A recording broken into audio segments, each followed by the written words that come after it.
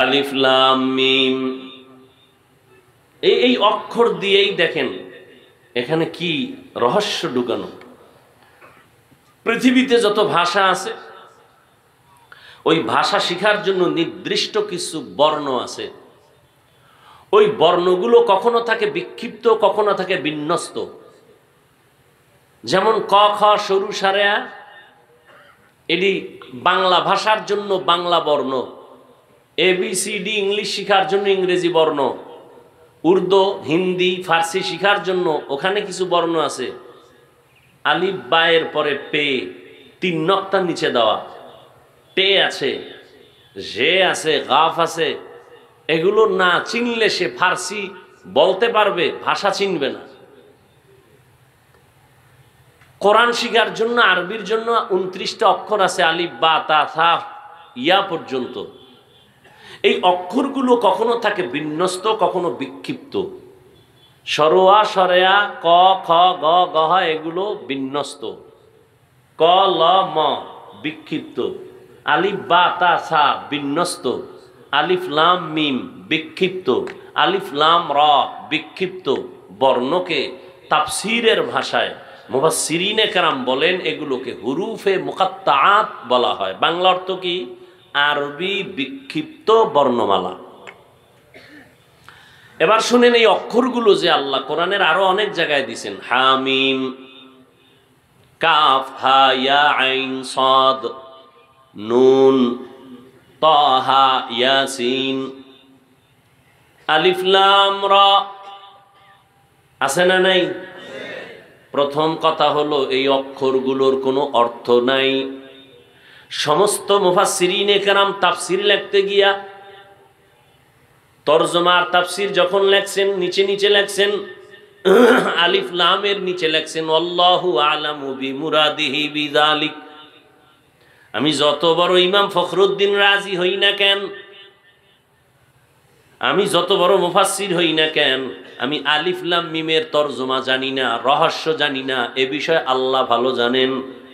আমি কি জানি? সামনের থেকে বলতেছি যালিকাল কিতাবু লা রাইবা ফি, এটা এমন একটা কিতাব যার মধ্যে কোনো সন্দেহ নাই। আলিফ লামের তরজমা বাদ দিছে কেন আমি জানি না। মুফাসসিরিনে কেরাম এখান থেকে কিছু নক্তা বের করেছেন, রহস্য উদ্ঘাটন করেছেন। আল্লাহ অক্ষর দিলেন, এই অক্ষরগুলো দিয়া কি বুঝাইলেন? যে অক্ষরের কোনো অর্থ নাই কেন দিলেন? অর্থহীন অক্ষর কেন দিলেন? সব মুফাসসিরিনে কেরাম এই অক্ষরগুলোর ব্যাপারে বলেন আল্লাহ ভালো জানেন, আমরা কেউ জানি না। এর রহস্য কি? আল্লাহ দিলেন কেন? এর কয়েকটা জবাবের আমি 2টা জবাব হয়তো আপনাদেরকে বলবো, ধৈর্য হারাবেন না। 1 নাম্বার জবাব, প্রশ্ন কি? অর্থ ছাড়া অক্ষর দিলেন কেন? আলিফ লাম মিমের অর্থ নাই, আলিফ লাম রা অর্থ নাই, আল্লাহ দিলেন কেন? কোরআন শরীফ তো এত দামি কিতাব, যেটা দেখলেই সওয়াব, ধরলেই সওয়াব, পড়লেও সওয়াব, জানলেও সওয়াব। এত দামি একটা কিতাব, জমিনের মধ্যে দ্বিতীয় কোনো আর কিতাব নাই। এ কোরআনের সাথে তুলনা দেওয়ার মতো কোনো কিতাব নাই। জমিনে সব লেখকের লেখার মধ্যে ভুল আছে, আল্লাহর দেওয়া কিতাব কোরআনে কোনো ভুল নাই। এমন একটা দামি কিতাব, যদি বান্দা এই অক্ষরগুলো কোরআনের একটা হরফ নামাজের মধ্যে দাঁড়ায় পড়ে, 100 নেক আল্লাহ দান করেন এক একটা অক্ষরের বিনিময়ে। বসে বসে যখন পড়বেন তখন 50টা নেক আল্লাহ দান করবেন। এত সুন্দর দামি কোরআন, এই কোরআনের ভেতরে আল্লাহ কেন অর্থহীন অক্ষর দিলেন? এমন অক্ষর কেন দিলেন যেগুলোর অর্থ নাই? 1 নাম্বার জবাব, আল্লাহ তাআলা গোটা দুনিয়ার মুমিনের ঈমানটারে পরীক্ষা করলেন এই অক্ষর দিয়া। ও মুমিন, তোমার জীবনের পাথেও দিলাম কোরআন, এখন তুমি কি আমার কোরআনটা পুরা মানবা নাকি পুরাটা মানবা না? বুঝলে মানবা নাকি বুঝলে মানবা না? এখানে তোমার পরীক্ষা। যদি কোনো মুমিন বলে আমি আল্লাহর কোরআন বুঝলেও মানি না বুঝলেও মানি। ওই লোকটা রিক্সা ড্রাইভার হলো, সে মুমিন, তার ঈমান তাজা। আর যদি কেউ বলে আমি আল্লাহর কোরআন বুঝলে মানি না বুঝলে মানি না, ও যদি 22 হাত পাগড়িওয়ালা হয়, তাজা বেঈমান। কোরআন সবাই একভাবে বুঝবে না, বুঝার মেধা আল্লাহ দেন নাই। এই কারণে এক একজন এক এক লাইনে বুঝছেন, তো এই জন্য এক এক ধরনের তাফসীর হয়েছে। আল্লাহ মুমিনের ঈমান পরীক্ষা করলেন এই অক্ষরগুলো দিয়া। ও বান্দা, তুমি এতই বুঝো, এতই জানো, তাহলে কোরআনের মধ্যে যে অক্ষরগুলো আছে তুমি বুঝোনি কিছু কয় না। আমাদের তাফসীর কারকরা বুঝেন না, আমি কি বুঝবো, কয় মাননি, কাহা মানি, কয় ঈমান ঠিক আছে। আর যদি কও না আমি অর্থ না জানলে মানি না, না বুঝলে মানি না, তোমার ঈমান শেষ। ঈমান কি শেষ। দ্বিতীয় জবাব, ও অহংকারীরা, যারা মনে মনে ভাবো আমি অনেক বড়, আমার মতো বড় ইলমওয়ালা কেউ নাই, আমি বড়, আমি অনেক বড়, অনেক বড়। তুমি এত জানো? হ্যাঁ আমি অনেক জানি। কি জানো? আল্লাহ কোরআনের দরজায় 3টা অক্ষর দিলেন, আলিফ লাম মিম। দরজা দিয়া যখন ঢুকবি, এই জাননেওয়ালা, এত জানো, এত জানো, আলিফ লাম মিম কি জানো এই বিষয়ে লেখ। দরজায় গিয়া মাথা নত করে বলে আমি সব জানি, কিন্তু আলিফ লামের দরজায় আসছি যখন আমি এই বিষয়ে জানি না। এটা জানি না কইলে হবে না, অন্তরে ঢুকা যে তুই আসলেই কিছু জানো না। নিজেরে ছোট মনে কর, বড় মনে করা বাদ দে। কোরআনের দরজার সামনে যেহেতু তুই স্যারেন্ডার হয়ে গেছো, তাহলে ওই অন্তরে রাখ যে আসলে আমার জানার বাইরে অনেক কিছু আছে জানা, যেগুলো আমি জানি না। অহংকার দমন করলেন আল্লাহ অক্ষর দিয়া। দ্বিতীয় জবাব, আরো 5টা জবাব আছে, ওদিকে যাব না। শেষ জবাব হলো, প্রশ্নটা ছিল যে অর্থহীন অক্ষর দিলেন কেন, তার শেষ জবাব হলো এই অক্ষরগুলোর অর্থ অবশ্যই আছে। এটা হলো শেষ জবাব। এই অক্ষরগুলোর কি আছে? অর্থ আছে। কেউ জানে না, কেউ জানে না, আল্লাহ জানেন। কয় না নবীও জানেন। কথা নবী জানলে সাহাবাদের বললেন না কেন? কয়টা আল্লাহর সাথে তার সাথে বন্ধুত্ব বজায় রাখার পাসওয়ার্ড। কি ওয়ার্ড? গোপন নাম্বার। এগুলো কাউকে বলেন না, এটা ভেদ। এই জন্য আল্লাহ জানেন, নবীও জানেন এগুলোর অর্থ আছে। কেউ আবার ধারণা কইরা কিছু অর্থ এভাবে ধারণার উপরে লেখছেন, লাম আলিফ লাম মিম, মিমের দ্বারা মোহাম্মদ, লামের দ্বারা জিব্রাইল, আলিফের দ্বারা আল্লাহ। কত অর্থ কি হইল? আল্লাহর কোরআন জিব্রাইলের মাধ্যমে মোহাম্মদের কাছে আল্লাহ পাঠাইছেন। বাস একটা তর্জমা, মানে একটা ধারণার উপরে কেউ কেউ লেখছেন, কিন্তু সবার এক কথা, যিনি লেখছেন তিনিও বলেন আসল রহস্য আমি জানি না, কে জানেন? এলমেরা এজাজু করদন বেহিসাব, খলকেরা দাদন জওয়াবে বাসওয়াব, হক না দারদ দুস্তে খলকা জারেরা, নিস্তে ই খসলত একে দিন দারেরা। যালিকাল কিতাবু লা রাইবা ফীহ। কোন জিনিসকে ইশারা করার জন্য কাছেরটাকে আমরা বলি এই, দূরেরটাকে বলি ওই। বুঝেননি? হ্যাঁ, এই উডো করে বাবা, ভাল লাগে না? ছেড়ে দিমু? হ্যাঁ, ওই যে বলছি বয়ান যা হবে আপনাদের আকর্ষণ আর মহব্বতে হবে। আমার এখানে ব্যক্তিগত কোনো ক্রেডিট নেই। দূরের জিনিসকে ইশারায় করে বলে ওই, কাছেরটাকে বলে, এটারে আরবিতে বলে, দূরেরটাকে বলে জালিকা, কাছেরটাকে বলে হাজা। কোরআন শরীফ ওই না এই বলেন? কোরআন শরীফ দূরে না কাছে? কত কাছে? কয় অন্তরে, কয় মেধায়, বলে ঠোঁটের আগায়, নাকি দূরে না কাছে? দূরের জিনিসকে ওই বলে, কাছেরটাকে এই বলে, দূরেরটাকে বলে জালিকা। কোরআন যদি দূরে থাকে বলবে জালিকাল কিতাব, দূরের কিতাব। কোরআন শরীফ দূরে না কাছে? তাহলে বলা দরকার ছিল হাজাল কিতাব, এই কিতাব। কিন্তু আল্লাহ জালিকাল কিতাব, ওই কিতাব কেন বললেন? দূরেরটাকে কাছেরটাকে দূরে বললেন কেন? প্রশ্ন বুঝেননি কি? এগুলো খারাপ লাগতেছে আপনাদের কাছে? দূরের কোরআন দূর দিয়া বললেন কেন, কাছের কোরআন? এক নাম্বার জবাব, জালিকা দ্বারা উদ্দেশ্য হাদাল কিতাব, এখানে ওই দ্বারা এখানে উদ্দেশ্য হলো এই কিতাব, এক জবাব। দ্বিতীয় জবাব, আসলেই কোরআন যদিও তুমি দেখো কাছে, কিন্তু না, যদিও দেখো লেখা কোরআন তোমার হাতের নাগালে আছে, কাগজে লেখা, কিন্তু এর ভেদ, এর রহস্যের এলেম ও মারেফত তোমার মেধা থেকে অনেক অনেক অনেক অনেক দূরে।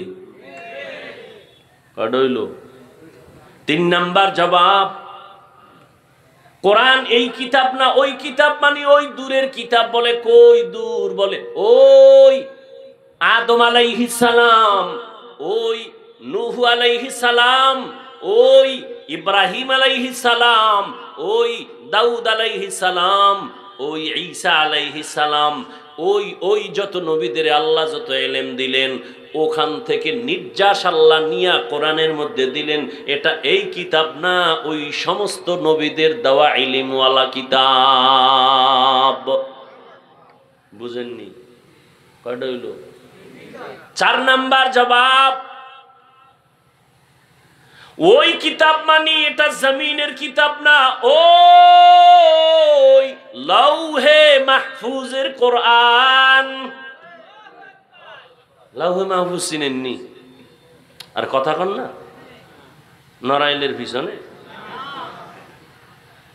শিক্ষক ছাত্রকে কয়, হিমালয় পর্বত কাছে না আসমান কাছে? কয় স্যার আসমান কাছে। হিমালয় পর্বত? কয় আরো দূরে। এটা কেমনে বললি? কয় স্যার সত্যটাই বলছি, হিমালয় পর্বত দেখা যায় না, আসমান দেখা যায়। লাউহে মাহফুজ, লাউহুন মানে তক্তা, মাহফুজ মানে সংরক্ষিত। লাউহে মাহফুজ মানে সংরক্ষিত তক্তা। এই তক্তা কোথায়? আল্লাহ কয় আমি নবীজিরে দাওয়াত দিয়ে নিয়ে দেখাইছি মেরাজের রাতে। আমরা যেখানে বসে আছি এটার নাম পৃথিবী নামক গ্রহ জমিন। এখান থেকে প্রথম আসমান, মাঝখান জায়গাটাকে দর্শনের ভাষায় বলে মহাশূন্য। দূরত্বর ডিস্টেন্স হচ্ছে 500 বছরের পথ। এখান থেকে 500 বছর দূর, এরপরে প্রথম আসমান। প্রথম আসমান থেকে আর দ্বিতীয় আসমানের মাঝখানে আবার মহাশূন্য, এরকম খালি জায়গা। দূরত্ব 500 বছরের পরে দ্বিতীয় আসমান। নবী কয় আল্লাহ আমাকে দাওয়াত দিয়া নিছেন, আমি সবগুলো ভেদ করে গেলাম। মক্কা থেকে বাইতুল মাকদিস, ওখান থেকে আল্লাহ আমাকে নিয়ে গেলেন প্রথম আসমানে। গিয়া দেখলাম 2টা দরজা লাগানো নূরের তালা দিয়া, তালাগুলো লক করা। ভেতরে দারোয়ান জিব্রাইল আমার সাথে, বলে দরজা খোল। ভেতর থেকে আওয়াজ আছে, মান আনতা, কে তুমি? বলে আনা জিব্রাইল, আমি জিব্রাইল। বলে তোমার সাথে? অমাম্মাক, তোমার সাথে কে? বলে হুয়া মুহাম্মদ সাল্লাল্লাহু আলাইহি ওয়াসাল্লাম। কদ উরসিলা ইলাই, কেন আসছো? অনুমতি নিয়ে আসছো নি? ভেতরের দারোয়ান জিগায়, হ্যাঁ আল্লাহ অনুমতি দিয়েছেন, দরজা খুলে দাও। তালা খুলো। 2টা দরজা, দোনোটা দরজা সুন্দরভাবে লাগানো। নবী বলেন তালা লাগানো নূরের তালা। কিসের তালা? নূরের তালা। চাবি কই? ভেতরের দারোয়ান ফেরেশতা কয় চাবি হলো বিসমিল্লাহির রহমানির রহিম। নবী বললেন, তালা খুলে গেল। নবী প্রথম আসমানে ঢুকলেন। আসমানটার ভেতরে আবার বিশাল কুদরতের কারিশমা নবী দেখলেন। এরপরে প্রথম আসমানটা সফর করে উপরে গেলেন, খালি জায়গা 500 বছর। তারপরে দ্বিতীয় আসমান, সেখানেও 2 দরজা। আবার অনুমতি চাইলেন, ভেতরের দারোয়ান অনুমতি দিলেন, তালা খুলল, নবী ঢুকলেন। দ্বিতীয় আসমানটা সফর করলেন, ঈসা নবীর সাথে মোলাকাত। ওখান থেকে আবার মহাশূন্য 500 বছরের দূরত্ব। এর উপরে 3 নাম্বার আসমান, নবী ওখানে ঢুকলেন, ঘুরলেন, আবার মহাশূন্য পাড়ি দিলেন। এরপরে ঢুকলেন 4র্থ আসমানে। এইভাবে 7টা আসমান নবী ভেদ করলেন। এরপরে 7 আসমানের উপরে চলে গেলেন নবী, রহমতের নবী। গিয়া দেখেন 7 আসমানের উপরে একটা নূরের ঘর, কাবা। নাম হলো বাইতুল মামুর। নাম কি? নবী দেখলেন ওই বাইতুল মামুরে। আর পিতা ইব্রাহিম আলাইহিস সালাম ট্যাক লাগায় বসে আছেন। 70,000 ফেরেশতার কাফেলারা তাওয়াফ করে। একবার যারা চান্স পেয়েছে, কিয়ামতের আগে আর সুযোগ তারা পাবে না, এত বেশি ফেরেশতাদের সিরিয়াল। নবী বলেন, এর উপরে গেলাম, গিয়া দেখলাম বিশাল একটা বড়ই গাছ, সিদরাতুল মুনতাহা। এত বিশাল বড় বড়ই গাছ, গাছের পাতাগুলো হলো কালকে লাল, হাতির কানের মতো বড় বড়। আর ওই গাছের বড়ইগুলো, তেলের ড্রাম আছে আমাদের দেশে, তেলের ড্রাম বড় বড়, বলে এক একটা বড়ই, কোল বড়ই, ওগুলো হলো তেলের ড্রামের মতো বড়। নবী বলেন, এখানে তো আমি বৈশা রইছি, যাইয়া জিব্রাইলের দৌড় বা এখানে সফর শেষ। এবার বাহন ও বোরাক শেষ, রফ রফ চলে আসলো, ভিন্ন বাহন। এবার আল্লাহর অর্ডারে উঠলাম। এবার আমাকে নিয়ে যাইতেছে আরো উপরে। এত উপরে যাইতেছি, দেখি পানি। এক জায়গায় গিয়ে দিই শুধু পানি পানি পানি পানি, ভেতর দিয়ে আমি যাইতেছি, আমার গায়ে পানি লাগে না। আবার উপরে যাইতেছি, আগুন, চারদিকে আগুন, আমার গায়ে লাগে না। এর উপরে আবার পানির স্তর, যাইতে যাইতে যাইতে যাইতে পানির অনেক অনেক অনেক উপরে গিয়া দেখি আল্লাহ পাক ওখানে নির্মাণ করে রাখছেন নূরের তৈরি আরশে আজিম। আরশে আজিমটা 8 জন ফেরেশতা কাঁধে নিয়ে দাঁড়ানো আছে। আরশে আজিম কই? অনেক উপরে। কয়জন ফেরেশতা কাঁধে নিচে? এদের পা 7 জমিনের নিচে। ও ফেরেশতারাও জানে না ওদের কাঁধের উপরে কি। নবী এবার বলেন, আমি আরশে আজিমে ঢুকলাম জুতা খুলে। আওয়াজ আসতেছে, নবী জুতা খুলবেন না। মুসা নবী তুর পাহাড়ে খুলছে, এই জন্য আমিও খুলছি। আল্লাহ বলে না, মুসা নবী তুর পাহাড়ে যাবেন আল্লাহর সাথে কথা বলতে, কিন্তু পাহাড় এটা পবিত্র উপত্যকা, এখানে ঢুকতে জুতা নিষেধ করা হয়েছিল। কিন্তু আরশে আজিম অপেক্ষা আছে আপনার জুতার ধুলি নেওয়ার জন্য। রহমতের নবী ঢুকলেন। ঢুকার পর ওই আরশে আজিমের পার্শ্বে দেখে বিশাল বড় একটা তক্তা। মনে আছে নি? তক্তা, সংরক্ষিত তক্তা, লৌহে মাহফুজ। বিশাল বড় তক্তায় পুরা 30 পারা কোরআন শরীফ লেখা। সমস্ত মুফাসসিরিনে কেরাম বলেন, ওই লৌহে মাহফুজের মধ্যে তক্তায় কোরআন শরীফ যেই সিরিয়ালে লেখা, বর্তমান কোরআনটাও ওই সিরিয়ালে আছে। এখানে আলহামদু আগে না, ওখানেও আলহামদু সূরা আগে। এরপরে সূরা বাকারা, আলিফ লাম মিম যালিকাল কিতাবু লা রাইবা ফি। লৌহে মাহফুজের তক্তার মধ্যে আলিফ লাম পরের সূরা, এইভাবে সাজানো আছে। ওখানে যেমনে সাজানো এখানেও সেইভাবে কোরআনটা আছে। আল্লাহ নবী বলেন, আরশে আজিমে ঢুকলাম, এখান থেকে আরো অনেক উপরে, আরো অনেক উপরে হলো আল্লাহ পাকের কুদরতের কুরসি। ওয়াসিআ কুরসিয়ুহুস সামাওয়াতি ওয়াল আরদ। কুরসিটা এত বড়, আসমান জমিন তার পেটের ভেতরে ঢুকানো। আর ওই কুরসিটার চারপাশে 70,000 নূরের পর্দা লাগানো। আল্লাহ আমারে খুব কাছে নিয়ে গেছেন। কথা এদিকে বলার উদ্দেশ্য না, ওই যে কোরআন, ওই কোরআন, ওই কোরআন বলে, কই কোরআন, কত দূরের, ওই লৌহে মাহফুজের কোরআন, দূরে না কাছে? কথা বলেন না কেন? দূরে। এদিকে ইশারা করার জন্য আল্লাহ হাদাল কোরআন না বলে বললেন জালিকাল কিতাবু লা রাইবা ফি হুদাল লিল মুত্তাকিন। এই কালামে জিন্দা কুরআনে হাকিম, হিকমতে উলায়া জালাস্তু কাদিম। কোরআনে কোনো ভুল আসেনি? কখনো ছিল? কখনো ছিল? জন্মলগ্নে ছিল, পরে ঢুকছে। আবাদুল আবাদ কোরআনে কোনো ভুল নাই, তাহলে আল্লাহ কেন অগ্রিম বললেন এ কিতাবে কোনো ভুল নাই? বুঝেননি কথা? একজনে কয় আমার ঘড়ি হারায় গেছে। কি হারায় গেছে? আচ্ছা না, ওটা বাদ, মোবাইল। কি হারাইছে? আমার মোবাইল হারায় গেছে। কেউ পাইছেননি? পাইলে দিয়েন। একজনের মাঝখান দিয়ে খারায় কয় আমি নি নাই,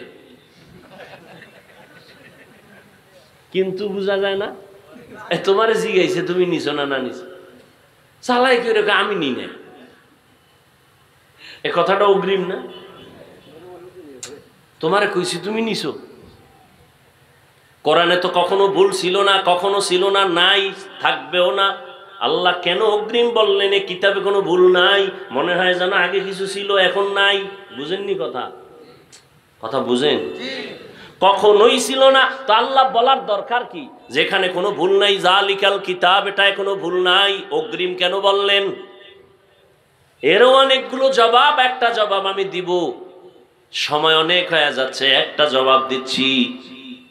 মুফাসসিরিনে কেরাম বলেন যদিও এটায় ভুল নাই, নাই নাই নাই ছিল না, আছে, এখনো নাই, কখনো থাকবে না, কিন্তু ভুল আছে মনে করে সন্দেহ করার বহু লোক ছিল। সন্দেহ করে নাই? কোরআনের মধ্যে ভুল নাই, কিন্তু সন্দেহ করার লোক ছিল না? ছিল না? ছিল। আল্লাহ ওদেরকে ধমক দিয়ে বলছেন এটা কি মনে করেছ? এটা এমন কিতাব, এটা কালামুল্লাহ। এটা কি? কালামুল্লাহ, আমি আল্লাহর কথা। এজন্য কোরআন শরীফের মাখলুক বলা যায় না, সৃষ্টি বলা যায় না, এটা কালাম, আল্লাহর কথা। এজন্য এটা দেখলে সওয়াব, এটা ধরলে সওয়াব, এটা পড়লে সওয়াব। আল্লাহর কসম, কোরআন যদি তুমি খুইলা তাকাইয়া তাকাইয়া মোহাব্বতে তাকায়া থাকো, তোমার মরণের আগে চোখের পাওয়ার নষ্ট হবে না। দেখছেননি? চিনির মধ্যে, আরে পানির মধ্যে চিনি দিছে, চামিচ দিয়ে এটারে নাড়ছে, নাম কি?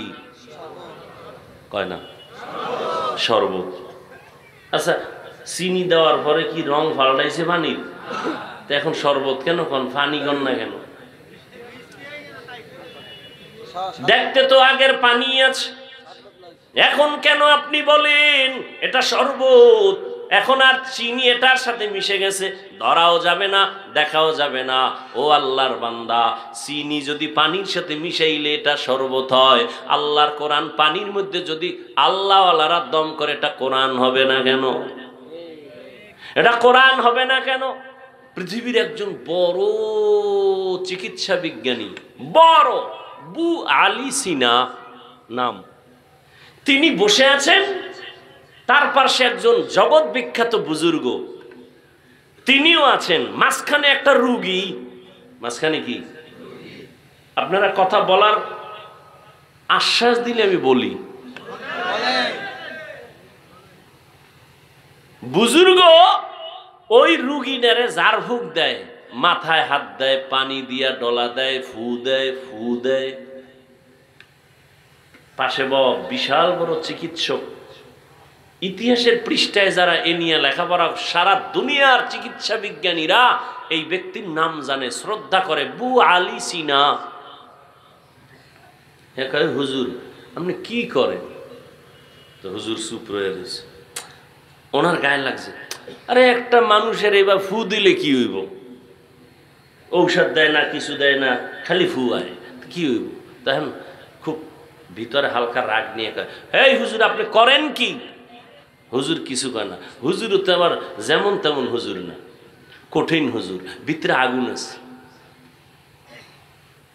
কিছুক্ষণ পর কয়, তুমি গাধা, বুঝবা না।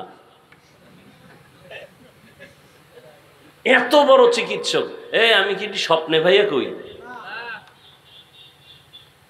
এই কথা কনে, এত বড় চিকিৎসক, মনে কষ্ট লাগে নাই? গরম হয়ে গেছে, এত বড় সাহস, হুজুর মানুষে এই কথা বললেন কেন? হুজুর আবার চুপ, ও একসাটিয়া মারতেস, এত বড় সাহস আপনি এই ব্যবহার কেন করলেন? হুজুরের উল্টা পাল্টা বলতে বলতে এক পর্যায়ে কয়, হুজুর আপনি মাতেন না কেন, কথা বলেন না কেন? আমি বাংলায় বলছি, হে কি বাংলা ভাষা বুঝেন? এই কিছু ফালতু মানুষ আছে সমাজে, হুদা জায়গায় পেঁচ লাগে। খুব ভালো করে বুঝেন। এবার হুজুর অনেকক্ষণ চুপ করে কয়, ভাই আপনি রাগ করছেন? রাগ করছি মানে? বলে আপনি রাগ করলেন কেন? আপনি আমাকে গাধা শব্দ কেন বললেন? এটা তো আমি মুখ দিয়ে বলছি, আপনার সমস্যাটা কি? আমি তো আপনার গায়ে হাত দিই নাই, মারি নাই, ধমক দিই নাই, ঘুষি দেই নাই, আমি মুখ দিয়ে বলছি গাধা, আপনার সমস্যা কি? জ্বললে যাইতেছে, বুঝি টুঝি না, সমস্যা কি? বুঝো, ভালো করে বুঝো, একটা গালি দেওয়ার পরে তোমার কলিজার মধ্যে গিয়া যদি বারবার আঘাত করতে পারে, আল্লাহর কোরআন দিয়া যদি বান্দার শরীরের মধ্যে ফু দেই, কেন কোরআন আঘাত করবে না? ইলমেরা এজাজু করদান বেহিসাব, খলকেরা দাদান জওয়াবে বাসওয়া, যালিকাল কিতাবু লা রাইবা ফীহি হুদাল লিল মুত্তাকিন। এ কোরআন আল্লাহ কেন পাঠাইছেন? এর জবাব হলো, যারা মুত্তাকিন তাদেরকে জান্নাতের পথ দেখাবে। এখানে অনেক প্রশ্ন। মুত্তাকি কারা? মুত্তাকি তারা যারা আল্লাহকে ভয় করে, যারা আল্লাহকে ভয় করে। আচ্ছা, এখানে যারা আছেন সবাই যদি আমি জিজ্ঞাসা, আপনারা আল্লাহরে ভয় করেননি? অনেকে আবেগে বলবে আপনাদের থেকে বেশি করি, অথচ ফজর পড়ে নাই, জহুর পড়ে নাই, আসর পড়ে নাই, মাগরিব পড়ে নাই, এশাও পড়ে নাই, রাস্তায় বিড়ি টেনে বইছে, এরকম আসে কেন নাই? আবার মোনাজাতের পরেও বিড়ি টানবে, আবার একজনে পকেটে হাত দিছে, আছে না হয়ে গেছে। এও কয় আমি আল্লাহরে ভয় করি। সবাই বলে আল্লাহকে ভয় করি, দাড়ি কামানেওয়ালাও কয় আল্লাহকে ভয় করি, দাড়িওয়ালাও বলে আল্লাহকে ভয় করি। আমি টুপি ছাড়তে চাই না, লজ্জা পাই, আর আপনি টুপি মাথায় দিতে চান না, লজ্জা পান। আপনিও বলেন আমি আল্লাহকে ভয় করি। আমি দাড়ি কাটতে চাই না, আপনি দাড়ি রাখতে চান না। আমিও বলি আল্লাহকে ভয় করি, আপনিও বলেন আল্লাহকে ভয় করি। আমি পর্দা না করলে লজ্জা পাই, আপনি পর্দা করতে লজ্জা পান। আপনিও বলেন আমি আল্লাহকে ভয় করি, আমিও বলি আল্লাহকে ভয় করি। আসলে আল্লাহর ভয় কি জিনিস এটা বুঝি না। हर के दारत खौफे हक दर दिल मदाम जन्नतुल मावा देहाद उरा मकाम। ভয়ের সংক্ষিপ্ত তর্জমা শুনে নেন। মা বাবাকে সন্তান ভয় করলে ওই সন্তান মা বাবার সামনে অপরাধ করে না। ছাত্র শিক্ষকের শাস্তির ভয় যখন অন্তরে থাকে, ওই ছাত্র শিক্ষকের সামনে অন্যায় করে না। ঠিক যেই বান্দা, যেই বান্দি আল্লাহর আযাবকে ভয় করবে, ওই বান্দা কখনো গুনাহ করবে না। গুনাহ, তাহলে সন্তান যদি মা বাবার সামনে অপরাধ না করে, বোঝা গেল সে মা বাপকে ভয় করে। ছাত্র যদি শিক্ষকের সামনে অন্যায় না করে, প্রমাণ হলো সে শিক্ষকের ভয় করে। যেই মানুষ আল্লাহর মোহাব্বত নিয়ে চলে, গুনাহ করে না, প্রমাণ হলো সেই বান্দা আল্লাহকে ভয় করে। ক্বালান নবী সাল্লাল্লাহু আলাইহি ওয়া আলিহি ওয়াসাল্লাম ইত্তাকিল মাহারিম তাকুন আ'বাদান নাস। নবীজি বলেন, ও দুনিয়ার মানুষ, তোমরা অবৈধ জিনিস থেকে ফিরে থাকো, আল্লাহর কাছে, মানুষের কাছে মর্যাদা বেড়ে যাবে। এক কথায় জবাব, আল্লাহ পাকের মোহাব্বত নিয়ে যারা আল্লাহকে ভয় করবে, এরা কখনো গুনাহ করবে না। গুনাহের থেকে বেঁচে থাকার নাম তাকওয়া। যিনি গুনাহ থেকে বেঁচে থাকে তার নাম মুত্তাকি। আল্লাহর কাছে দামি মুত্তাকি। ইন্না আকরামাকুম ইনদাল্লাহি আতকাকুম। যারা গুনাহ মুক্ত জীবন নিয়ে চলবে, কোরআন তাদেরকে জান্নাতের পথ দেখাবে। যারা গুনাহ করে না তারা মুত্তাকি। বলেন, যারা গুনাহ করে না, গুনাহ থেকে বেঁচে থাকে যে, সে হলো মুত্তাকি। আচ্ছা, তাহলে গুনাহ থেকে যে ব্যক্তি বেঁচে থাকে, আমাকে বলেন তো, সে কি হেদায়েতের বাইরে না ভেতরে? বাইরে। গুনাহের থেকে যিনি বেঁচে থাকেন তিনি মুত্তাকি, মানে তিনি হেদায়েত প্রাপ্ত বা হেদায়েতের উপরে আছে। কথা ঠিক? আল্লাহ কি কইছে? হুদাল্লিল মুত্তাকিন। মুত্তাকিনদেরকে হেদায়েত দিবে কোরআন শরীফ। আরে মুত্তাকিন তো হেদায়েতের উপরেই আছে, নাইলে মুত্তাকি হয় কেমনে? ওরে গুনাহমুক্ত হইয়া হেদায়েতের উপরে আছে বিদায় সে তো মুত্তাকি। তাকে আবার কিসের হেদায়েত দিবে কোরআন? সে তো হেদায়েতের উপরেই আছে, এজন্যই তো তার উপাধি মুত্তাকি। কোরআন শরীফ আবার তাদেরকে কিসের হেদায়েত করবে? প্রশ্ন হয় না? হয় না? হয়, মানে কঠিন। মুত্তাকিন তো গুনাহ করে না, সে তো হেদায়েতের উপরে আছে। আল্লাহ কেন বলেন মুত্তাকিনদেরকে হেদায়েত করবে কোরআন শরীফ? মুত্তাকিন তো হেদায়েতের উপরেই আছে, আবার কিসের হেদায়েত করবে? এর কয়েকটা জবাবের সংক্ষেপ একটা জবাব হলো, মুত্তাকি তুমি হেদায়েতের উপরে আছো, কিন্তু এটা ফাইনাল না। ভয় ভয় ভয়, এতটাই ভয় না জানি কখন তুমি ছিটকে পড়ে যাও, হেদায়েতের রাস্তা থেকে তুমি উল্টায় যাও। এরকম কত আল্লাহর বান্দার ইতিহাস এ জমিনের মধ্যে আছে। এত হেদায়েতের উপরে থাকার পরেও হঠাৎ করে ছিটকে পড়ে গেছেন, লাইন থেকে লাইনচ্যুত হয়ে গেছেন। ও আল্লাহর বান্দা, ওই ঘটনা বলার সময় আমার ভেতরে নাই। হেদায়েতের উপরে ছিল, কিন্তু ভয় কখন জানি পড়িয়া যায়, কখন জানি হেদায়েত থেকে দূরে সরে যায়, বলা যায় না। ভয় আছে না নাই? কিন্তু বান্দা, কোরআন যদি ধরিয়ে রাখতে পারো, ইনশাআল্লাহ কোরআনের বরকতে পড়ে যাওয়ার ভয় থাকবে না। হেদায়েতের রাস্তা থেকে পড়ে যাওয়ার ভয় থাকবে না। বলে ধরে রাখবো কি? বলে কোরআন। বেশি বেশি কোরআন পড়ো। আল্লাহকে মোহাব্বতের ময়দানে আল্লাহকে কাছে টানার জন্য, আল্লাহর মোহাব্বত বেশি বাড়াবার জন্য মাধ্যম হলো দুইটা। একটা হলো কোরআন তেলাওয়াত, আর একটা হলো নামাজ। এই দুইটা জিনিস যত বেশি করা যাবে, আল্লাহ তত বান্দার উপরে দুর্বল হবেন, মোহাব্বতের দরজা খুলবেন, রহমতের দরজা খুলে দিবেন। এজন্যই তো আল্লাহ বলেন, ইন্না আকরামাকুম ইনদাল্লাহি আতকাকুম। আমার কাছে দামি ওই ব্যক্তি যার মধ্যে আছে তাকওয়া, আল্লাহর ভয়, গুনাহ থেকে নিজেকে বাঁচাইয়া রাখে।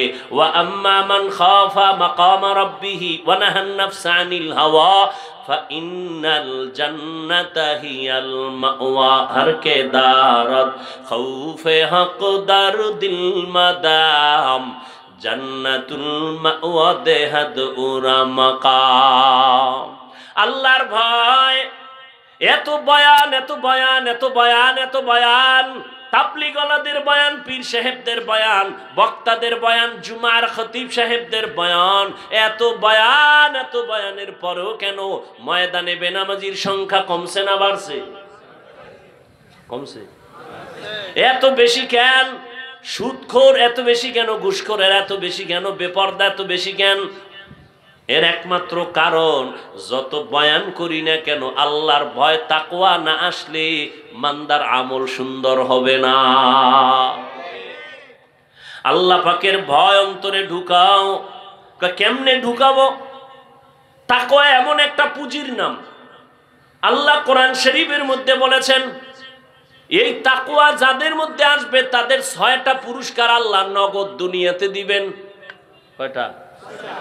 আখেরাতে দিবেন 2টা। কয়টা? টোটাল কয়টা হইল? আখেরাতের 2টা কি? 1, বিনা হিসাবে জান্নাত। আরো আস্তে করে বলেন, বিনা হিসাবে জান্নাত। দ্বিতীয় পুরস্কার মুত্তাকিনদের জন্য, পরকাল জীবনে পর্দা ছাড়া ডাইরেক্ট আল্লাহর সাথে হবে মোলাকাত। আর দুনিয়াতে কয়টা? 6টা। কয়টা? কার জন্য এই পুরস্কার? মুত্তাকি। মুত্তাকি কারা? যারা বিড়ি টানে। হুজুরকে গালি দেয়। তার কারা মুত্তাকি? যারা গুনাহ থেকে নিজেকে বাঁচায় রাখে। এজন্য আমি সুন্দরভাবে বলি, ও মুমিন, নেক আমল করতে পারো বা না পারো, গুনাহ করিও না। এই স্লোগানটা অন্তরে ধারণ করো, বিনা হিসাবে জান্নাত। নেক আমল করতে পারি আর না পারি, গুনাহ করব, এর নাম তাকওয়া। নেক আমল করতে পারি বা না পারি, গুনাহ করব না। কারো প্রশংসা করতে পারি বা না পারি, বদনাম করব না। কারো উপকার করতে পারি বা না পারি, ক্ষতি করব না। এর নাম তাকওয়া, আল্লাহর ভয়। এরে আল্লাহর গোলাম, ভালো করে বুঝেন, মুত্তাকি যারা হবেন তাদের জন্য জান্নাত। আল্লাহ কোরআনে বলেন 6টা পুরস্কার আমি দুনিয়ায় দিব। ওমাইয়াত্তাকিল্লাহ ইয়াজআল লাহু মাখরাজা ওয়া ইয়ারযুকহু মিন হাইসু লা ইয়াহতাসিব। আল্লাহ বলেন, মুত্তাকি যদি হইয়া চলো, ইচ্ছা করে গুনাহ করবা না, অনিচ্ছায় যদি গুনাহ হইয়াও যায়, চোখের গুনাহ, হাতের গুনাহ, কানের গুনাহ, জবানের গুনাহ, আছে না নাই? সব গুনাহ থেকে যদি নিজেরে বাঁচায় রাখো, আমি আল্লাহ কুদরতি সাহায্যের রাস্তা খুলে দিয়ে তোমাকে সমস্ত বিপদ থেকে হেফাজত করব। আর একটা পাওয়ার দেব তোমাকে, পাওয়ার। এই জমিনের যারা ব্যবসা বাণিজ্য করেন, এটার মধ্যে একটা পাওয়ার আছে না? হালকা পাতলা বানা দিয়া পাওয়ার লয়। আল্লাহকে আমি জমিনে একদল বান্দাকে পাওয়ার দেই, তারা মুত্তাকি, এদের একটা স্পেশাল পাওয়ার দেই। এই পাওয়ারটা আর কাউকে দেই না। ইয়া আইয়ুহাল্লাযীনা আমানুত্তাকুল্লাহ, ইয়া আইয়ুহাল্লাযীনা আমানু ইন তাত্তাকুল্লাহ ইয়াজআল লাকুম ফুরকানা ওয়া ইউকাফির আনকুম সাইয়্যাতিকুম ওয়া ইয়াগফির লাকুম যুনুবাকুম ওয়াল্লাহু যুল ফাজলিল আযীম। আমি যে পাওয়ারটা দেব, কোরআনের ভাষায় পাওয়ারের নাম ফুরকান। পাওয়ারের নাম কি? মা মা'নাল ফুরকান হুয়া নূরুম মিন ইলাহি। ফুরকান মানে কি হলো? আবার চালু করে দেন।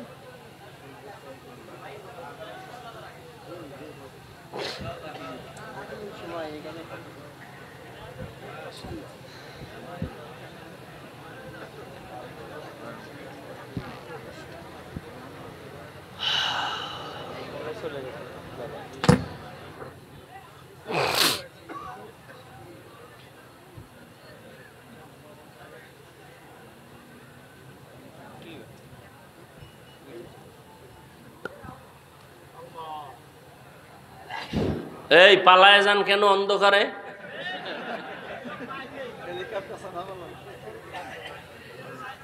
এরা কি হেই দলেননি? পালাই তোমরা গেলে সোজা সামনে দিয়ে যাওয়া, যে আমি বাহাদুরের মতো গেলাম, দেখি কি বেয়াদবি হয়। টের পাইবা বিছনায় হইলে। আল্লাহ হেদায়াত দান করুন। কি কথা বলতেছিলাম? ফুরকান নামের পাওয়ার আল্লাহ দান করবেন যারা গুনাহ থেকে নিজেকে বাঁচাইয়া রাখে। ফুরকান মানে আল্লাহর দেওয়া নূরের আলো। পাওয়ারের নাম কি? ফুরকান। ফুরকান মানে কি? নূরের আলো। কয় এটা দিয়ে কি করবে? কয় মা ফুররিকা বিহি বাইনাল হাক্কি ওয়াল বাতিল। এমন একটা আলো আল্লাহ দেন, নূরের আলো, যে আলোটা দিয়া বান্দা নিজেই হক আর বাতিলকে নির্ণয় করে হকের পক্ষে আগায় যায়। এর নাম ফুরকান। হাদিসের ভাষায় এই পাওয়ারের আরেকটা নাম আছে। قال النبي صلى الله عليه وآله وسلم اتقوا فراسة المؤمن فإنه ينظر بنور الله। হাদিসের ভাষায় পাওয়ারের নাম ফেরাসাত। বলেন পাওয়ারের নাম কি? আর পীর আউলিয়ার আরেকটা ভাষায় এর নাম ইলহাম, এর নাম কাশফু। ইলহাম, কাশফু। ফেরাসাতের পাওয়ার ওমরে ফারুক রাদিয়াল্লাহু তাআলা আনহু জুমার খুতবায় দাঁড়াইয়া খুতবা দিতেছেন, হঠাৎ অপ্রাসঙ্গিক একটা শব্দ বললেন, ইয়া সারিয়াতা আল জাবাল। ও সারিয়া, পাহাড় পাহাড় পাহাড়, তিনবার বললেন ইয়া সারিয়া আল জাবাল, ইয়া সারিয়া আল জাবাল, ইয়া সারিয়া আল জাবাল। সারিয়া একজনের নাম। এরে ওমর খুতবায় বইয়া কইতেছে, ওই সারিয়া, পাহাড় পাহাড় মানে পাহাড়কে পেছনে ফেলে যুদ্ধ চালাও, শত্রু জানো আসতে না পারে, একদিক থেকে যুদ্ধ চালাও। সারিয়াই আওয়াজ শুনে ফেলাইছে। কত দূরে ছিল সারিয়া? মুফাসসিরিনে কেরাম লেখছেন 3000 কিলোমিটার দূরে।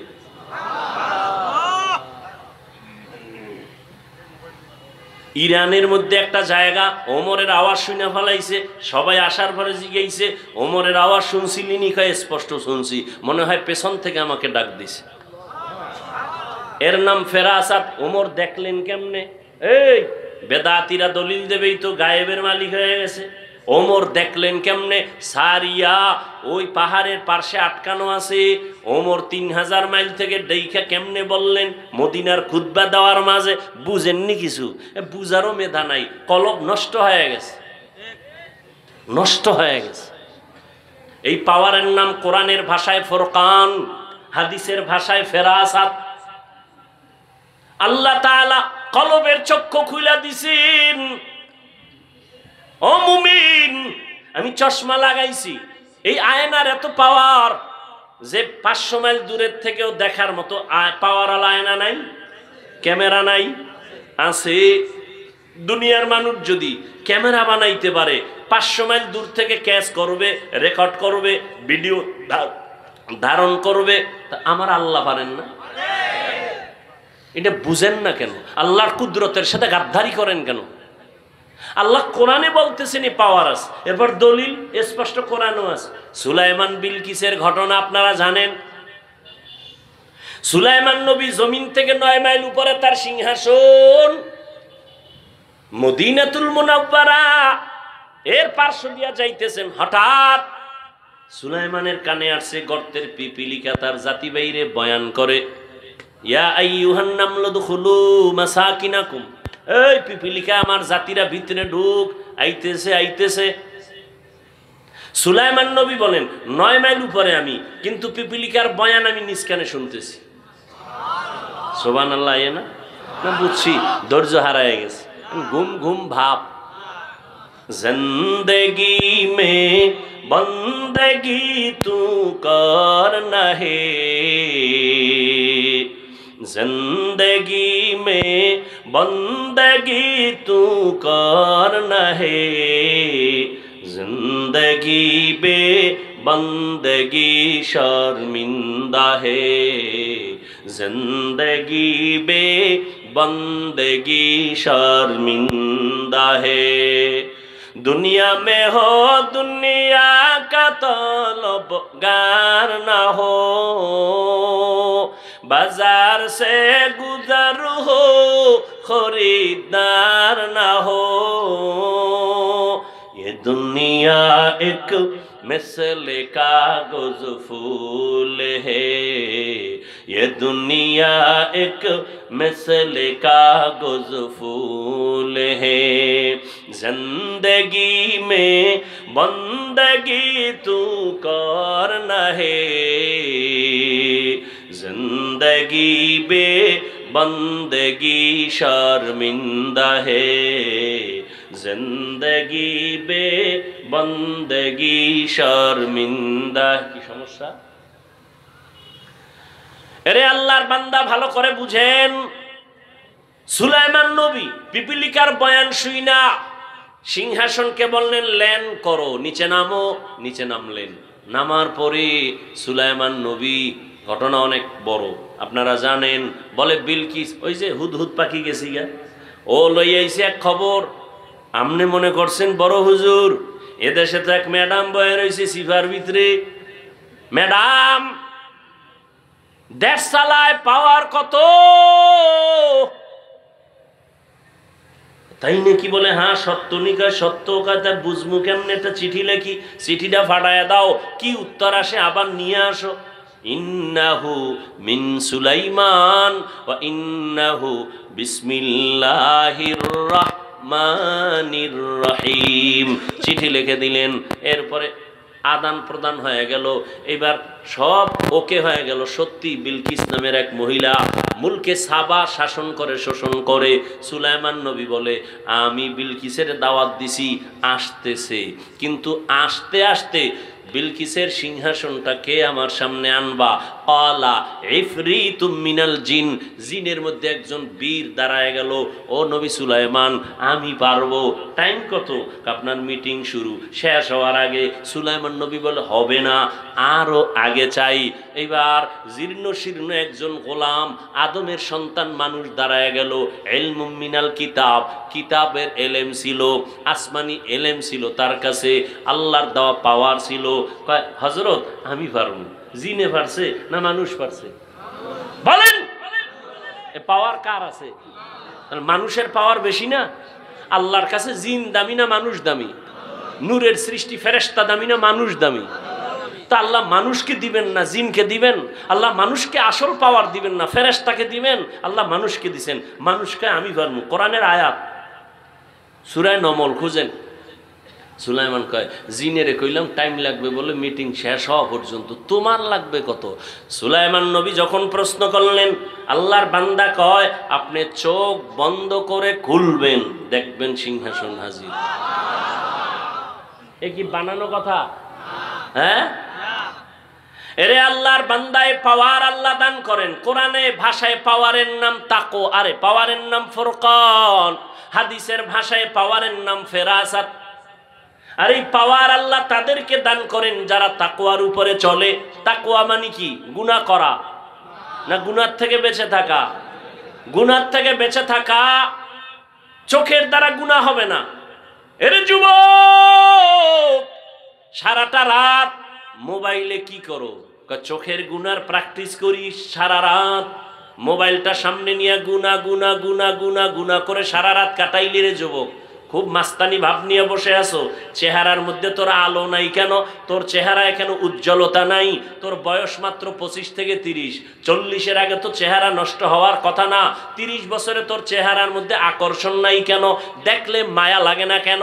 এরা যাদের কলবের চক্ষু খোলা তারা বলতে পারবে তুই রাতের বেলা কি পরিমাণ গুনাহ করেছো। নিজ হাতে নিজেরে জবাই করলি ছুরি ছাড়া। মোবাইল হাতে নিয়ে যৌবন শেষ করলি নিজেরটা নিজে।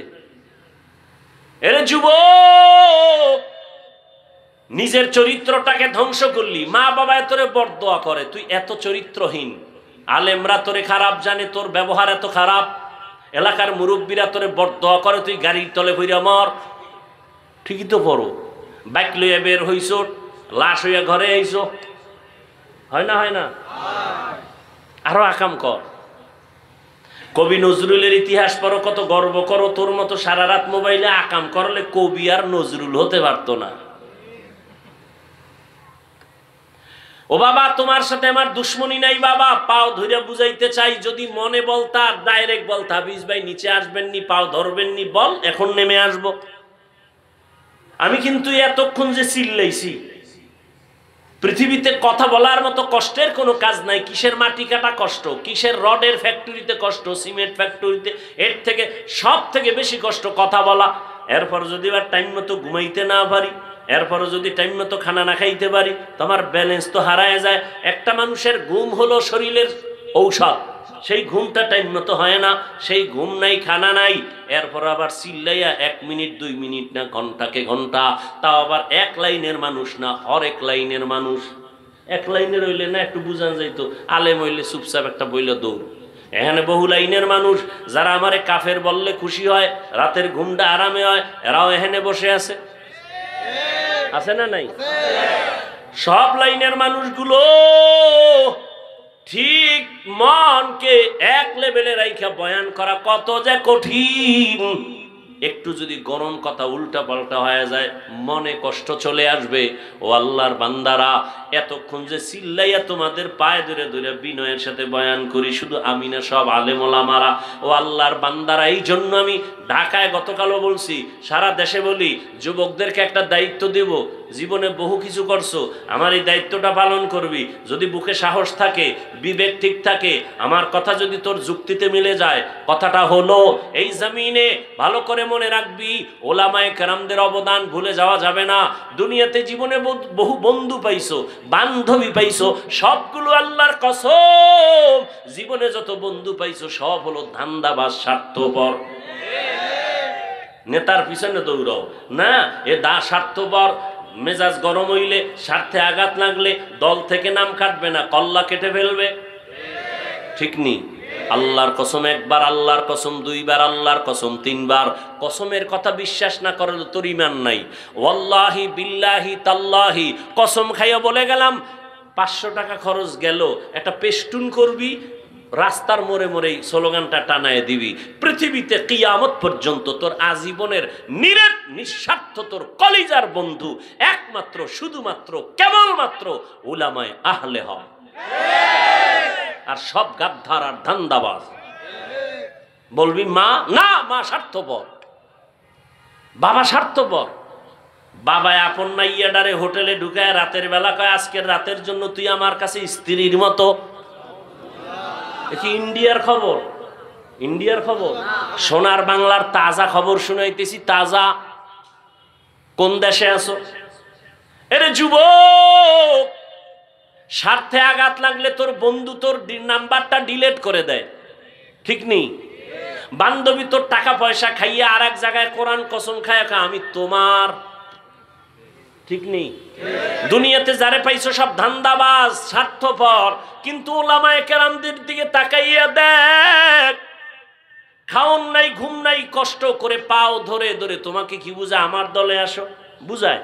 একবারও কিন্তু এই যে বয়ান করি, কই পাঁচকুল্লির বয়ান তো করি নাই, কই চরমনায়ের পক্ষে তো বলি নাই যে ওখানে না গেলে মরছো।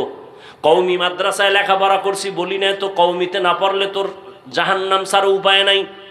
পীর মুরিদির লাইনে বয়ান করি, কই একবারও তো বলি নাই পীরের কাছে না গেলে তুই জাহান্নামী। আমার মতো টুপিওয়ালা বুজুর্গ হইয়া পাগড়ি লাগা, এক হাতে তসবি লাগা তো বলি নাই। ও আল্লাহর বান্দা, ওলামায়ে কেরামদের বন্ধু বানাইয়া চলো। 5 বেলার নামাজ পড়ো, স্কুলে পড়ো আলহামদুলিল্লাহ, কলেজে পড়ো আলহামদুলিল্লাহ, চাকরি করো, ব্যবসা করো, ইঞ্জিনিয়ার হও, ডাক্তার হও, প্রফেসর হও, কলিজা দিয়া দোয়া করি। তবে বেয়াদব হবি না, অনুরোধ। ডাক্তার হ, বেয়াদব হইস না। ইঞ্জিনিয়ার হ, কপাল খুলে যাবে, তবে বেয়াদবি করবি না। মায়ের সাথে, বাবার সাথে, হুজুরদের সাথে, শিক্ষকের সাথে কখনো, তা কপাল শেষ। মরার আগেই বিচার, পরে না আগে। তুমি দেখো না, আমি দেখছি, নাম কইতাম না, বহু প্রমাণ লই এরপরে কথা বলি। বেয়াদবি কইরা রাস্তায় ল্যাংড়া হয়ে ঘুরতেছে। শিক্ষকের সাথে বেয়াদবি করে পাগল হয়ে গেছে, আলেমের সাথে বেয়াদবি করে রাস্তার পাগল হয়ে গেছে। এখন মাইয়া ফোলাও চিনে না, উলঙ্গ হয়ে রাস্তাঘাটে ঘুরে। বহু প্রমাণ নিয়ে বলতেছে এগুলো। বেয়াদবি করিস না, জীবনে যা করো আর না করো। তুই যদি আমার বিরোধিতা করো, যুবককে বলছি, রাগ করিস না বাবা, খুব আপন মনে করে বলতেছি, তুমি যদি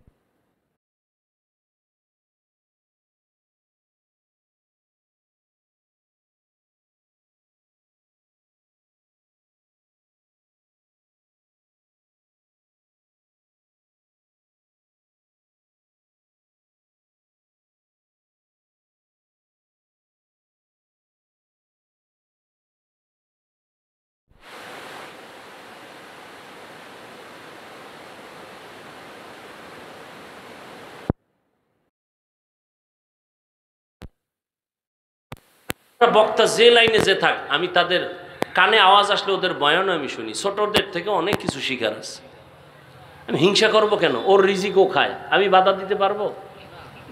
আল্লাহ করবে কি সব যদি আমি করি? যেই বিচার বান্দা ছেড়ে দেয় আল্লাহর হাতে, ওই বিচারটা কঠিন হয়। ওই বিচারটা কি হয়? কঠিন। আল্লাহ হেদায়েত দান করুন। কতটা তুফানের মাঝখানে জীবনকে পরিচালনা করতেছি, কতটা তুফান। এই চোখে কি দেখলাম, কে উঠলো আর নামলো, কে ধস করে পড়ে গেল। আল্লাহ বেয়াদবির থেকে হেফাজত করেন, আদবওয়ালা জিন্দেগি আমাদেরকে দান করেন। তুমি ডাক্তার হও, কোনো বাধা নাই, ইসলাম তোমাকে নিষেধ করে না। প্রফেসর হও, বাধা নাই। তুমি ইঞ্জিনিয়ার হও, বাধা নাই। বাধা তো নাই, ওই বরং মুসলমানের জন্য গর্ব। কিন্তু দাবি আমার একটা, বেয়াদব হইও না। ও যুবক, তুমি মা বাবার দোয়া নিয়ে, আলেমদের পরামর্শ নিয়ে, মুরব্বীদের নেক নজর নিয়ে 5 বেলার নামাজ পড়ো। তোমার মতো যুবক জীবনে মাদ্রাসায় পড়ে নাই, স্কুল কলেজে পড়িয়া নামাজ পড়ে 5 বেলার আছে না নাই? তোমাকে জিজ্ঞাসা করো, তুমি পারো না কেন? কোনো ওয়াজ লাগবে না, এই ওয়াজ কামে লাগাও ভাই। তুমি আজীবন যদি দুরুদ পড়ো, তসবিহ পড়তে রাত 1000 বার আর ফজর না পড়ো, কি হবে এই দুরুদ দিয়া? তুমি কোটি কোটি উপকার করলা মানুষের, নামাজ পড়লা না টাইম মতো, কি হবে কি তোমার এই উপকারের দ্বারা? ও যুবক, তোমার মতো যুবক রাস্তায় গাড়ি চালায়, নামাজ ছাড়ে না, তুমি কেন পারো না বাবা? তোমার মতো যুবক আজকে নদীর মধ্যে মাছ ধরে, কৃষি কাজ করে, নামাজ ছাড়ে না, তুমি কেন পারো না? আমার মাওলার কোরআনটা কি মিথ্যা মনে করেছো? ও যুবক বাবা, তুমিও আল্লাহর গোলাম, আমিও আল্লাহর গোলাম। তোমার আল্লাহ আমার আল্লাহ এক, তোমার নবী আমার নবী এক, তোমার কোরআন আমার কোরআন এক, তোমার কাবা আমার কাবা এক, ধর্ম এক, কালেমা এক। নাকি আলাদা? দুনিয়াতে আসছি তাও এক, নাকি তুমি লঙ্গি হয়ে রয়েছো? ভাই কথা বলো। বিদায় বেলা কাফনের সংখ্যা হবে 3টা, তাও এক। আমি বক্তার জন্য একটা বেশি হবে, গরিব রিক্সা ড্রাইভারের একটা কাফন কম হবে। কে ধনী কে গরিব, সবার বেলায় কাফন 3টা, মহিলাদের বেলায় 5টা, কালার হবে আলাদা। হুজুরদের কাফনের কালার একরকম, তোমাদের একরকম না রে বাবা, কালারও হবে এক, কাফনের উপরে লেখা থাকবে কোন হুজুরের কোন লাশ, থাকবে না? শেষ বাহাদুরি। আমি আজকে বক্তা কত ভাব, তুমি শ্রোতা, তুমি ডাক্তার, আমি রোগী কত ভাব। সাদা কাফনে যেদিন ঢুকবি সেই দিন বুঝবি ভাব কি জিনিস। ডাক্তারের লাশটা যেমন পরে থাকবে, রোগীর লাশটাও পরে থাকবে, আলেমের লাশ যেমন থাকবে, যারা আলেম না তাদের লাশ এমন পরে থাকবে। কাফনে লেখা থাকবে না বড় হুজুরের লাশ, মালিক আর গোলামের লাশ গুলো সাদা কাফনে একাকার হয়ে যাবে।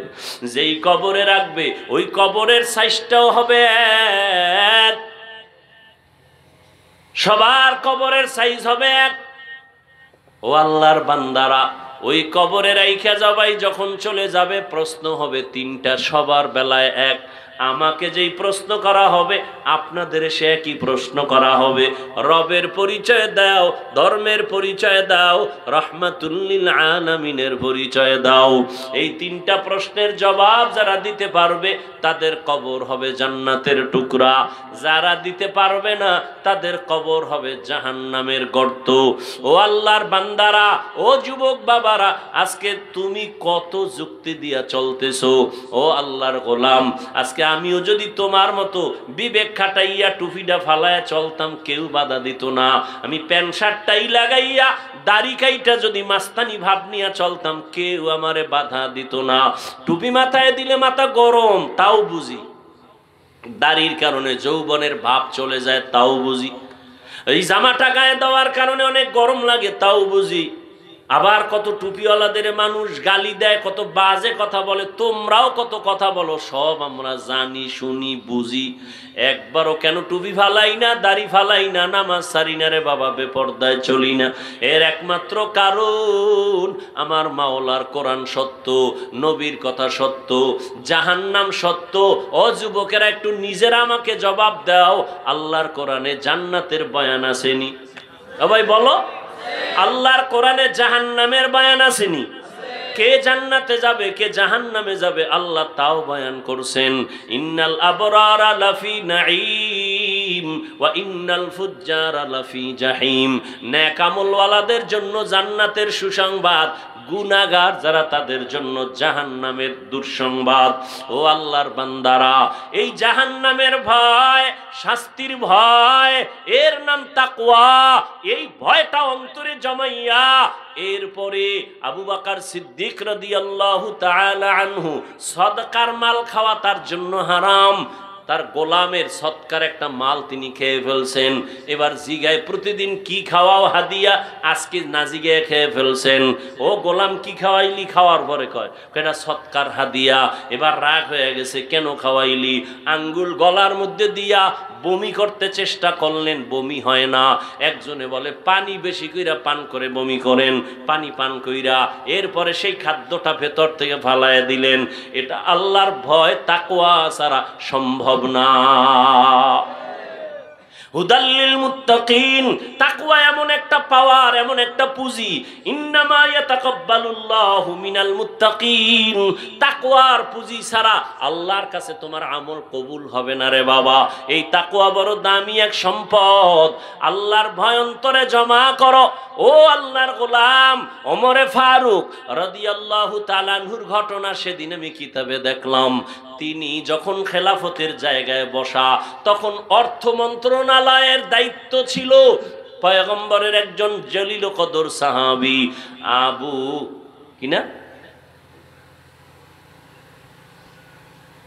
আবু উবায়দা ইবনুল জাররাহ রাদিয়াল্লাহু তাআলা আনহু। ওমর ঈদের দিন আসতেছে আগামীকাল। স্ত্রী কয় বাজার টাজার যা হইছে, কিন্তু বাচ্চাদের একটু জামা কাপড় দরকার, টাকা লাগে। টাকা তো নাই। কত আপনি যে রাষ্ট্র পরিচালনা করেন, 1 মাসের অগ্রিম বেতন নিয়ে আসেন। ওমর চিঠি লিখলেন আবু উবায়দা ইবনুল জাররাহর কাছে, আমার 1 মাসের বেতনটা অগ্রিম দাও। চিঠি চলে গেল আবু উবায়দা ইবনুল জাররাহর কাছে রাদিয়াল্লাহু আনহু। তিনি চিঠি পাইয়া কান্না শুরু করলেন। তিনি পাল্টা চিঠি লিখলেন খলিফাতুল মুসলিমিনের কাছে, ও খলিফাতুল মুসলিমিন, আমি আপনাকে 1 মাস অগ্রিম টাকা দিব যদি আপনি আমার 2টা প্রশ্নের জবাব দেন। তাকওয়া, তাকওয়া, আল্লাহর ভয়। প্রশ্নটা ওমরের কাছে চলে আসলো। খলিফাতুল মুসলিমিন চিঠি খুইলা দেখতেছেন আবু উবায়দা ইবনুল জাররাহ 2টা প্রশ্ন করছেন। 1 নাম্বার প্রশ্ন, আপনি যে আগামী মাসের বেতন চাইছেন, বলেন আগামী মাস বেঁচে থাকার গ্যারান্টি। ওমর চিঠি পেয়ে চোখের পানি ছেড়ে কাঁদতেছেন। দ্বিতীয় প্রশ্ন, খলিফা আপনি এখন খেলাফতের চেয়ারে আছেন, আগামী মাসে জনগণ আপনারে ক্ষমতায় রাখবেনি, গ্যারান্টি? বুঝেননি? আপনি যে অগ্রিম চাইলেন, এই সামনের মাসে জনগণ আপনারে রাখবেনি না জোহরের আগে ভাড়ায় দিবে? আপনি যে ভাবতেছেন, আপনি খাইতেছেন অগ্রিম, সামনে মাসে আপনি ক্ষমতার চেয়ারে বসতে পারবেন নাকি জোহরের আগে যাবেন? গ্যারান্টি। ওমর কাঁদতেছে, মোনাজাত দিয়া কয় মালিক দয়া করিয়া আবু উবায়দা ইবনুল জাররাহর মাকাম তুমি বাড়ায়া দাও, আমাকে তোমার মোহাব্বতের বন্ধনে আরো আকৃষ্ট করে ফেললো। তাকওয়া বড় কঠিন।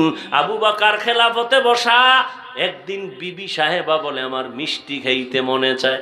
রাষ্ট্রপুরা তার হাতে। আবু বকর, বউ কয় মিষ্টি খামু। আবু বকর কয় মিষ্টি খাওয়ানোর টাকা আমার হাতে নাই। ও বাবা, এগুলো গাঞ্জা খায় বলি না, বুঝো কেমন আল্লাহর ভয়। বিবি সাহেবা কিছুদিন পর হঠাৎ আবার আইসা কিছু টাকা দিছেন। কিছু টাকা দিয়ে কয় নেন। কয় কিসের টাকা? কয় মিষ্টি খাইতে চাইছিলাম ওই সময় না কইছিলেন টাকা নাই, এখন আমি কিছু টাকা জমায়ে দিলাম, এবার আমারে মিষ্টি আইনা দেন। আবু বকর কয় টাকা কই পাইছো? বিবি সাহেবা কয় আপনি যে বেতন নেন সরকারি ভাবে, ওই বেতনের টাকার থেকে কিছু কিছু জমাইয়া এই টাকা আমি জোগাড় করেছি, মিষ্টি নিয়ে আসেন। আবু বকর বলে, তাহলে আমি বুঝলাম আমি যে বেতন নেই, এই টাকাগুলো না হইলে আমার সংসার চলে, তাহলে এই মাস থেকে আমি এই টাকা কমাইয়া বেতন নিব। বুঝেননি? আমি এই টাকা কমায় নিব, আর যেই টাকা তুমি আলাদা বানায় রাইখা জমা করে দিছো, এটা আমি অর্থ মন্ত্রণালয় দান করে দিলাম। আল্লাহর ভয়, আল্লাহর ভয়। ওমরে ফারুক রাষ্ট্র চালায়, রাতের বেলা ঘুরতে নামলেন, এলাকার কি হালাত, হঠাৎ করে দেখে একটা ঘরের মধ্যে বাতি জ্বলে। ওমর কান লাগাইলেন, দেখে মা আর মেয়ে কথা বলে, মহিলাদের আওয়াজ। ওমর আস্তে আস্তে গোপনীয়তা রক্ষা করে কাছে গেলেন। কাছে যাইয়া শুনে মা মেয়েটাকে ডাক দিয়া কয়, উটের দুধ কম হয়ে গেছে, অন্য দিনের তুলনায়, পানি মিশাইয়া বাজারে বিক্রি করতে নিয়ে যাবি। মেয়েটা ডাক দিয়া কয়, না না, খলিফাতুল মুসলিমিন ওমর নিষেধ করেছেন, জানলে খবর আছে। মা কয়, ওমর তো এখন ঘুমায়, জানবে কেমনে? মেয়েটা ডাক দিয়া কয়, মা যদিও ওমর দেখবে না, আল্লাহ আমাদের দেখবেন। ওমরে ফারুক এতটুকু কথা শুই না চলে গেলেন। ওরা জানলো না যে ওমর এখানে আসছিল। রাষ্ট্র পরিচালনা, রাজনীতি কারে কয়? রাজনীতি কাকে বলে? পৃথিবীর শ্রেষ্ঠ রাজনীতির শিক্ষক আমার রাসূল, রাজনীতি শিখিয়ে গেছেন আমার নবী। রাষ্ট্র সংস্কার করেছেন, শান্তি আর শান্তির বার্তা জমিনে বাস্তবায়ন করে গেছেন ওমর। কোরআনের রাজনীতি, ইসলামের রাজনীতি, মদিনার রাজনীতি, পচা রাজনীতি নয়। কিয়ামত পর্যন্তই আল্লাহর দিন আর এই ইসলামী রাজনীতি যতদিন হবে না, ততদিন জমিনে শান্তি আসবে না। চাপাবাজি করতে পারবা, কেউ খাবে কেউ খাবে না। ঘুমায় ঘুমিয়ে এসিতে তুমি এসি খাবা, কেউ বিদ্যুৎ পাবে না। এই পচা রাজনীতি, র্যাব, আর্মি, পুলিশ, বিডিআর, আরো আরো কত কত কোটি কোটি কোটি কোটি টাকা সরকার দিয়ে এদের তৈরি করছে, অস্ত্র দিয়ে দিছে, দেশ সোজা করো, দুর্নীতি বন্ধ করো। পারে নাই, কিন্তু এদেশের উলামায়ে কেরাম চোখের পানি দিয়ে মানুষের পায়ে ধরে বয়ান করে করে বহু মানুষকে দুর্নীতি মুক্ত করেছে, বেনামাজির থেকে নামাজি বানিয়েছে। কিন্তু সমস্ত বেঈমানগুলো, নাস্তিকগুলো আলেম বিদ্বেষী। আমি চ্যালেঞ্জ করে বলেছি, উলামায়ে কেরাম এই দেশকে যা দিয়েছে, এই জাতিকে যা দিয়েছে, পৃথিবীর কোন নেতা নেত্রী তা দিতে পারে নাই, কিয়ামতের আগে পারবেও না। উলামায়ে কেরাম যা দিয়েছে নিঃস্বার্থভাবে, কি দেয় নাই। এই মানুষগুলোকে দিনের পথে নিয়ে আসছে সরকার। কোটি কোটি টাকা সরকারের তহবিল থেকে খরচ করে র্যাব, আর্মি, পুলিশ, বিডিআর তৈরি করে। হ্যাঁ, আবার এরা এই টাকা খাইয়া জনগণের উপরে আবার গুলি চালায়। কিন্তু উলামায়ে কেরাম 1 টাকা খরচ না করে, খাইয়া না খাইয়া, কষ্ট করে করে মানুষগুলোকে দিনদার বানায়, সুদখোর থেকে মুক্ত করায়, হালাল খোর বানায়, বেনামাজির থেকে নামাজি বানায়, পর্দাওয়ালা বানায়। এটা উলামায়ে কেরামের অবদান। এই জন্য যুবকদের বলছি, কালকে থেকে লেখা দাও, পৃথিবীর শ্রেষ্ঠ বন্ধু, নিঃস্বার্থ বন্ধু একমাত্র উলামায়ে আহলে হক। লিখে দাও। আর সব ধান্দাবাজ, স্বার্থপর। উলামায়ে কেরামকে কাছে টানো, দেখা হলেই দোয়া নাও, চালাকি করবে না। বহু চালাকি করছো জীবনে, বহু চালাকরা ধরা খাইছে মরার আগে। সব বাদ দাও, আলেম পাইলেই দোয়া নিবা, সালামটা আগে দিবা, হুজুর দোয়া করবেন, হুজুর দোয়া করবেন, খালাস। আর কিচ্ছু দরকার নেই। তুমি একজন লেখাপড়া করো, তোমার কারো পিছে পড়ার টাইম কই? তুমি ঠিকমতো লেখাপড়া করো, তুমি ডাক্তার হও। তুমি যদি ভালো ডাক্তার হতে চাও, লেখাপড়া করতে গেলে তোমার আর ডাইনে বামে সময় দেওয়ার টাইম কই? ফেসবুকে সময় দেওয়ার সময় কই? তোমার মোবাইলে সময় দেওয়ার টাইম কই? তুমি যদি ভালো একটা প্রফেসর হতে চাও, তোমার লেখাপড়া করতে হবে। মুরব্বি দেখলে দোয়া নিবা, জীবনটা ফুলের মতো হয়ে যাবে। মরে গেলে কবি নজরুল কেন, এর থেকে আরো সুন্দর ইতিহাস তোমার নামে তৈরি হবে। আকাম সাকাম বাদ দাও তো, বাদ দিতে পারো না কেন? মা বাবার বরদোয়া লাগছে, কোনো বেয়াদবি করছো মনে হয়, এই জন্য কোনো ওয়াজে তোরে ধরে না। কোনো ওয়াজে ধরে না মা বাবার বরদোয়া লাগছে তোর কপালে, না হয় কোনো এলাকার মুরব্বির বরদোয়া লাগছে, কোন সময় বেদবি করছো আল্লাহই ভালো জানে, না হয় সবাই মোনাজাতে কান্দে, তোর চোখে পানি আসে না কেন? তোমার মতো যুবক স্কুলে পড়ে নামাজ পড়ে, তুমি পড়ো না কেন? তোমার মতো যুবক র্যাব আর্মি পুলিশ বিডিআর চাকরি করে নামাজ পড়ে, তুমি পারো না কেন? তোমার মতো যুবক রাস্তায় গাড়ি চালায় নামাজ পড়ে, তুমি পারো না কেন? তোমার অবশ্যই কারো না কারো বরদোয়া তোমার কপালে লাগছে। তুমি এখনো সময় আছে মা বাবার কাছে মাপ চাও, আর মায়েরে গিয়া বাসায় গিয়ে কও মা একটু মাথায় হাত দিয়ে দোয়া করো, আমি তওবার নিয়ত করে ফেলাইছি কিন্তু আমার চোখে পানি আসে না, মা একটু দোয়া করো। আর সে আজিমে দোয়া চলে যাবে, মাঝখানে কোনো পর্দা থাকবে না। মায়ের দোয়া নাও, বাবার দোয়া নাও, শিক্ষকের দোয়া নাও, বরদোয়া নিও না। পায়ে ধরে বলে গেলাম বরদোয়ার কাম করিও না। কারো উপকার করতে পারলে করো, না পারলে ক্ষতি করিও না। কারো প্রশংসা পারলে করো, কারো বদনাম করিও না। নেক আমল পারলে করো, না হয় গুনাহ করিও না। ওয়াজ শেষ, এই 3 কথাই ওয়াজ। এটার নাম তাকওয়া। পারলে নেক করো, না পারলে চুপ, গুনাহ করিও না। এটা হলো সব থেকে বড় তাকওয়া। পারলে প্রশংসা করো, না হয় চুপ, বদনাম করিও না। পারলে উপকার করো, না হয় চুপ, কারো ক্ষতি করিও না। তোমার তো বুঝ আমার থেকে মোটেও কম না, আলহামদুলিল্লাহ। তুমি তো একটা ভালো ছাত্র, স্কুলে পড়ো, কলেজে পড়ো, মেধা আছে। তোমার থেকে অশালীন ব্যবহার আসবে কেন? তুমি ফেসবুকে উল্টাপাল্টা করবা, মানুষের অন্তরে কষ্ট যাবে কেন? তোমার মা বাবা কষ্ট করে তোমাকে মানুষ বানাইতে চায়, আর তুমি করো কি? তোমার মা বাবা চায় তুমি একটা ভালো ডাক্তার হবে, শুধু নড়াইলে না গোটা দেশে তোমার সুনাম ছড়িয়ে পড়বে, কিন্তু তুমি করতেছো কি? নিজের জীবনটাও খাইতেছো, মা বাবার নাকে মুখে জীবনের বেইজ্জতির চুনকালি লাগাবার ফিকিরে চলতেছো। তোমার কারণে মা বাবা মুখ দেখাইতে পারে না। তুমি কত বড় অভিশপ্ত সন্তান, নির্লজ্জ বেহায়া সন্তান। তোমার কারণে মা বাবা কষ্ট পায়, সমাজে মুখ দেখাইতে পারে না। তুমি এত বড় অভিশপ্ত সন্তান, তুমি আবার মাস্তানি করো। তোমার ব্যবহারে এলাকার মুরব্বীরা কষ্ট পায়, আলেম কষ্ট পায়, বন্ধু বান্ধবেরা কষ্ট পায়। তুমি নিজেকে বড় মনে করো কিভাবে? তোমার মুখে হাসি আসে কিভাবে? এখনো অনুরোধ করে বলি, তওবা করো। আল্লাহ তো সব থেকে বড় দয়াময়। জীবন ভর অন্যায় করে বলবো আল্লাহ মাফ করে দাও, বুঝি নেই। 1 সেকেন্ডে জিন্দেগির সব গুনাহ মাফ, 1 সেকেন্ডে সব মাফ। তোমার মতো আমার মতো কত যুবক ঘুমের ঘরে মরে না? কি বাবা, মরে না? তুমি যদি মরে যাও আজকে ঘুমের ভিতরে, কালকে তুমি কবরের লাশ, শেষ। জীবনের জল্পনা কল্পনা 1 সেকেন্ডে শেষ।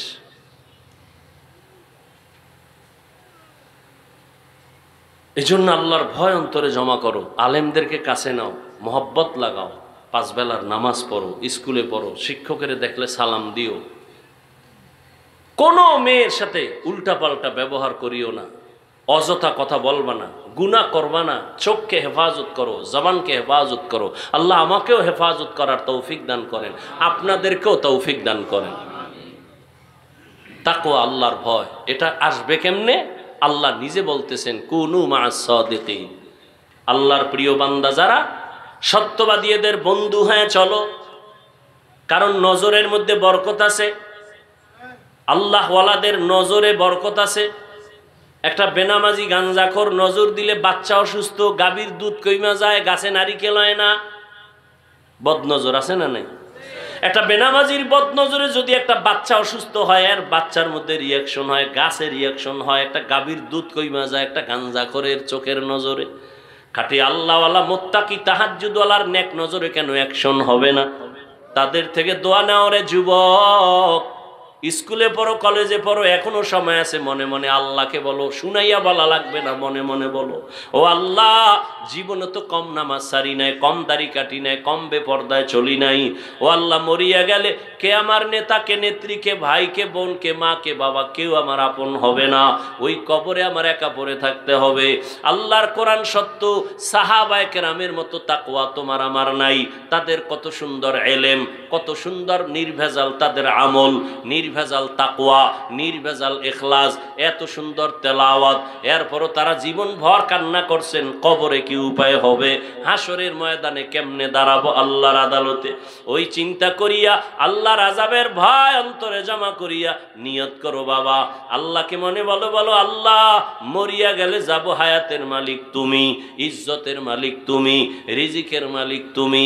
আজকে থেকে আর গুনাহ করব না, জবানের দ্বারা চোখের দ্বারা আর গুনাহ করব না, মা বাবার সাথে বেয়াদবি করব না, উলামায়ে কেরামের দোয়া নিয়ে চলবো, 5 বেলার নামাজ পড়বো, মুরব্বীদের নেক নজর নিব। ও আল্লাহ গুনার কারণে তুমি ফিরাইয়া দিও না। আজকে থেকে তওবা করে নিলাম, পারলে নেক আমল করব, না হয় গুনাহ করব না, পারলে কারো উপকারও করব, না হয় ক্ষতি করব না, পারলে আমি কারো প্রশংসা করব, না পারলে